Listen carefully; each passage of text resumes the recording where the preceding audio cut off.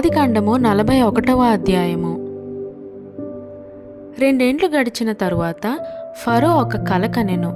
అందులో అతడు ఏటి దగ్గర నిలిచి ఉండగా, చూపునకు అందమైనవియు బలసినవియునైన 7 ఆవులు ఏటిలో నుండి పైకి వచ్చుచు జమ్ములో మేయిచుండెను.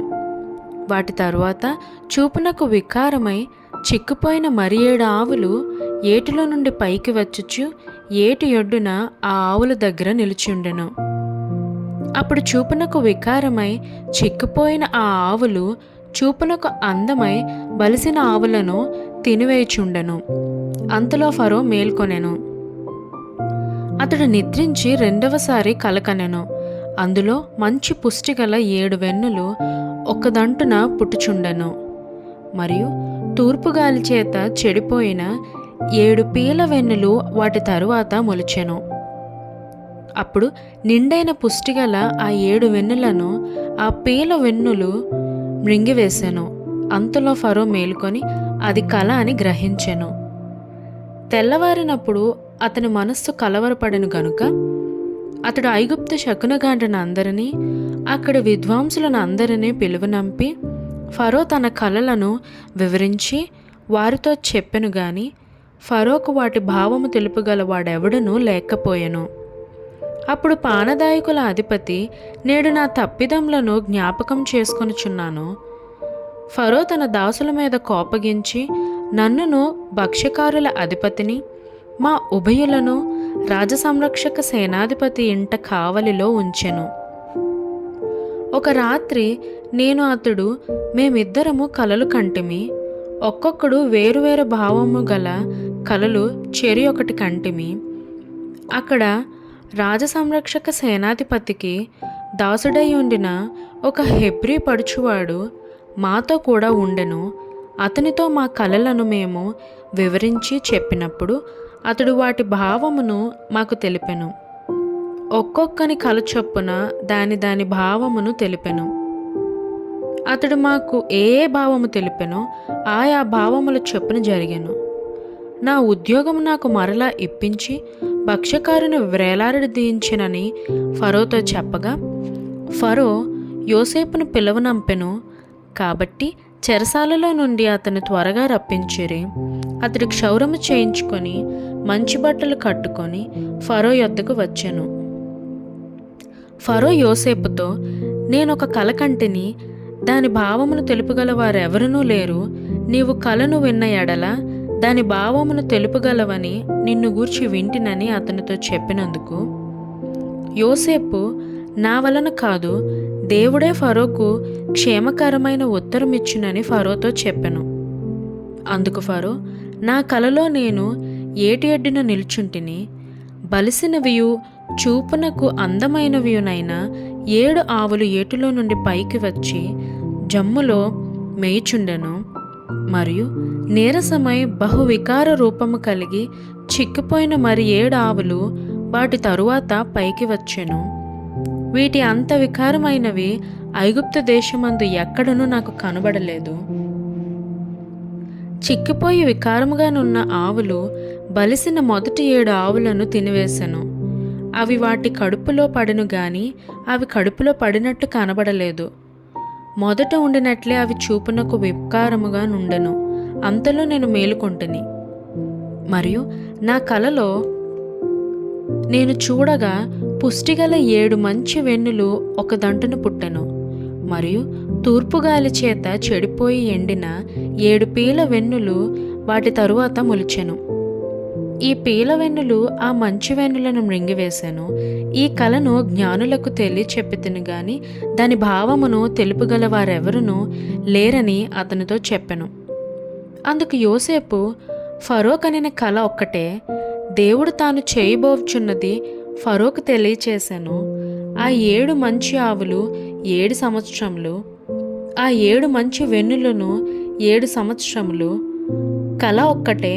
వాటి తరువాత చిక్కుపోయి వికారమై పైకి వచ్చిన 7 ఆవులను 7 సంవత్సరములు, తూర్పుగాలి చేత చెడిపోయిన 7 పీల వెన్నులు కరువుగల 7 సంవత్సరములు. నేను ఫరోతో చెప్పు మాట ఇదే, దేవుడు తాను చేయబోవుచున్నది ఫరోకు చూపించెను. ఇదిగో, ఐగుప్తు దేశమందంతటను బహు సమృద్ధిగా పంట పండు 7 సంవత్సరములు వచ్చుచున్నవి, మరియు కరువుగల 7 సంవత్సరములు వాటి తర్వాత వచ్చును. అప్పుడు ఐగుప్తు దేశమందు ఆ పంట సమృద్ధి యావత్తును మరవబడును, ఆ కరువు దేశమును పాడు చేయును. దాని తరువాత కలుగు కరువు చేత దేశమందు ఆ పంట సమృద్ధి తెలియబడకపోవును, ఆ కరువు మిక్కిలి భారముగా నుండును. ఈ కార్యము దేవుని వలన నిర్ణయింపబడి ఉన్నది, ఇది దేవుడు శీఘ్రముగా జరిగించును. అందుచేతనే ఆ కల ఫరోకు రెట్టింపబడెను. కాబట్టి ఫరో వివేక జ్ఞానములు గల ఒక మనిషిని చూచుకొని ఐగుప్తు దేశము మీద అతని నియమింపవలెను. ఫరో అట్లు చేసి ఈ దేశము పైన అధిపతులను నియమించి సమృద్ధిగా పంట పండు 7 సంవత్సరములలో ఐగుప్తు దేశమందంతటను 5వ భాగము తీసుకొనవలెను. రాబోవు ఈ మంచి సంవత్సరములలో దొరుకు ఆహారం అంతయు సమకూర్చి ఆ ధాన్యము ఫరో చేతికి అప్పగించి ఆయా పట్టణములలో ఆహారమునకై భద్రము చేయవలెను. కరువు చేత ఈ దేశము నశించిపోకుండా ఆ ఆహారము ఐగుప్తు దేశములో రాబోవు కరువు సంవత్సరములు 7 ఈ దేశమందు సంగ్రహముగా నుండునని ఫరోతో చెప్పెను. ఆ మాట ఫరో దృష్టికిని అతని సమస్త సేవకుల దృష్టికిని యుక్తమై ఉండెను గనుక అతడు తన సేవకులను చూచి, ఇతని వలె దేవుని ఆత్మగల మనుష్యుని కనుగొనగలమా అని అనెను. మరియు ఫరో, దేవుడు ఇదంతయు నీకు తెలియపరచెను గనుక నీ వలె వివేక జ్ఞానములు గల వారెవరునూ లేరు. నీవు నా ఇంటికి అధికారివై ఉండవలెను, నా ప్రజలందరూ నీకు విధేయులై ఉందురు. సింహాసన విషయంలో మాత్రమే నేను నీకంటే పైవాడనై ఉందునని యోసేపుతో చెప్పెను. మరియు ఫరో, చూడుము, ఐగుప్తు దేశమంతటి మీద నిన్ను నియమించి ఉన్నానని యోసేపుతో చెప్పెను. మరియు ఫరో తన చేతునున్న తన ఉంగరము తీసి యోసేపు చేతిని పెట్టి సన్నపు నారబట్టలు అతనికి తొడిగించి అతని మెడకు బంగారు గొలుసు వేసి తన 2వ రథము మీద అతన్ని ఎక్కించెను. అప్పుడు వందనము చేయడని అతని ముందర జనులు కేకలు వేసిరి. అట్లు ఐగుప్తు దేశం అంతటి మీద అతను నియమించెను.